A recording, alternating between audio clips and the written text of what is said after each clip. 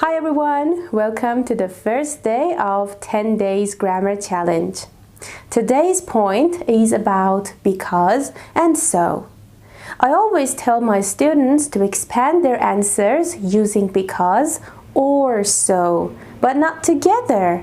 من همیشه به زبان آموزان میگم که از because و so برای طولانی تر کردن جوابهاشون استفاده کنن ولی نه با هم دیگه. Let's check some examples. Because it was rainy, I took a taxi. Because it was rainy, comma, I took a taxi. Or it was rainy, so I took a taxi. It was rainy, so I took a taxi. But this sentence is completely incorrect. Because it was rainy, so I took a taxi. Be careful, don't use because and so together.